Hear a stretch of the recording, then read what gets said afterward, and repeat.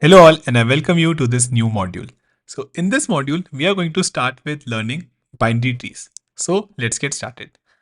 Now in the last module, we learned about generic trees and basically defined the same in code, were able to take the input, print it out in different traversals as well as did a lots of question to strengthen our understanding.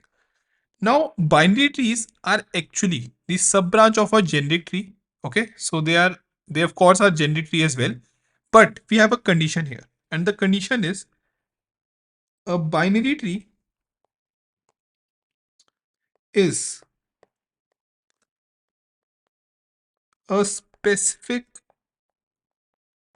or specialized, rather, I would say, specialized kind of generic tree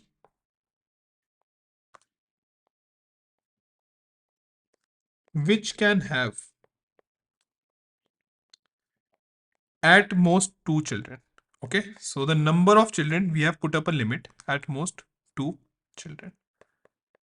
So up till now, we have to maintain a list, right, or an array for our children for in the generic tree along with the data for a particular node.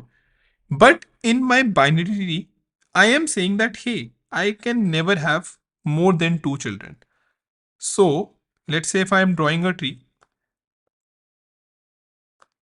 each node, it can either have 0, 1 or two children. Okay, so 0, 1 or two children allowed.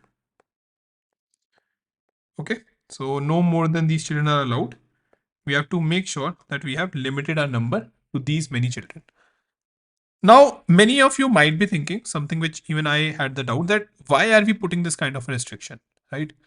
Well, the overall reason for this is majorly the two reasons. First is it makes it makes the structure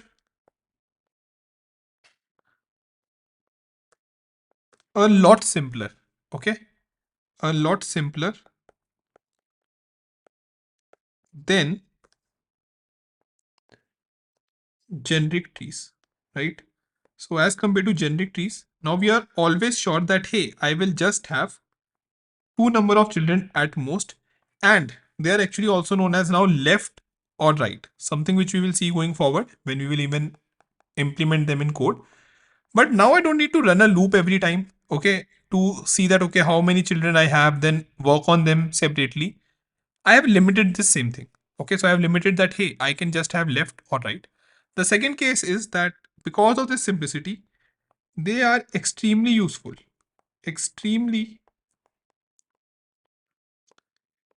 useful for various computational purposes. Okay, so for various computational purposes. Now the understanding here is the same, that what happen if let's say I have to take a decision and I say that okay you can just have two choices. That is a lot easy than let's say someone is defining okay what are the different choices one can have. Okay, so we are going to see an example as well for this. Let us see some examples. Overall, I hope the idea of binary tree is clear. Again, we will be doing each and everything here in depth as well. But first, getting the idea clear is a lot important. So to make the structure a lot easy and to have our take advantage of the computational processes, a binary tree is basically defined.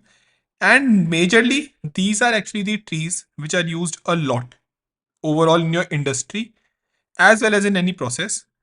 Plus, in any company, there are high chances that you will be asked question from binary trees or binary search tree, something which we will be studying going forward.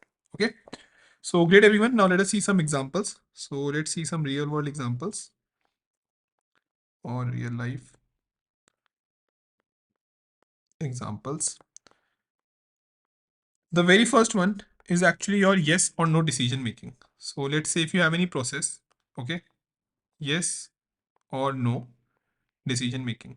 We can very easily divide it into a yes or no decision making or decisions or choices with our binary tree. Second is if we see we have tournament brackets, right? So we have tournament brackets. So in each and every major tournament, the way overall your data is actually specified is in the form of a binary tree.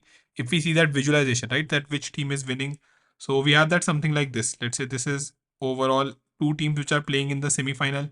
Then one of them will win. Okay, of course, this is an inverted structure. Then they will have the final with other team. This will have other final with other team. Okay, so tournament structure.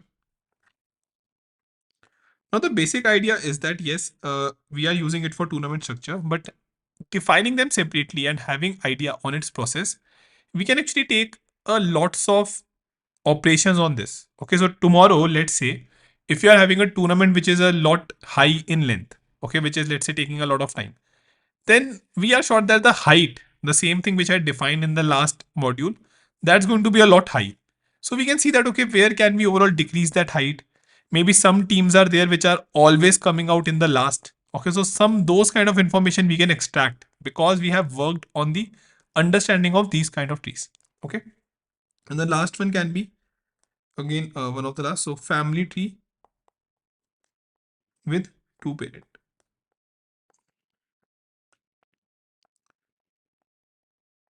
Okay, so let me draw an example of yes or no kind of a tree. So let's say if there is something, okay, the way it gets decided, it's going to be something like this, where I'm saying that, okay, one side is yes, one side, let's say, is yes, and the other side is no. And we can draw other side as well. It's going to be no. Okay, so we can say that, okay, it is yes, it is no. Again, this kind of thing is used a lot in our decision tree in machine learning algorithms. Okay, that is going to be one industry use case. So let us learn about industry use case, everyone. Please make sure that you remember both of these kind of examples, because in an interview, if anytime someone asks, you should remember them so that you are aware that yes, this is the reason we are studying about them. Okay, great. So let us see some industry example as well, everyone. The very first one, as I said, is a decision tree in machine learning or ML. Okay, so binary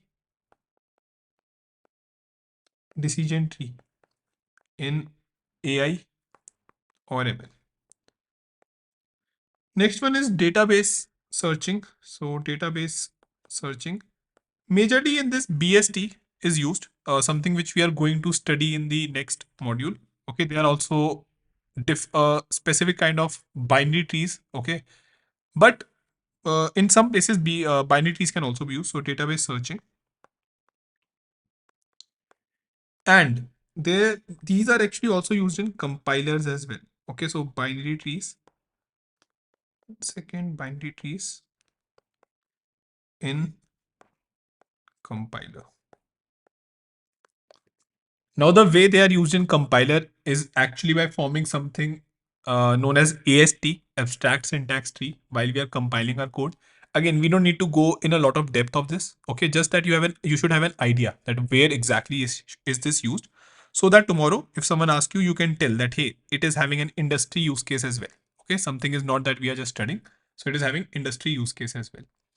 Okay, everyone. So yeah, I hope with that the binary trees are also clear. Again, just we have added a condition that in a generic tree it cannot have more than two children.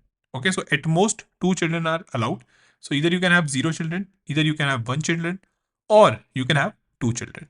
Okay, everyone. So great. Let us meet in the next video where we are going to implement the binary tree node from scratch.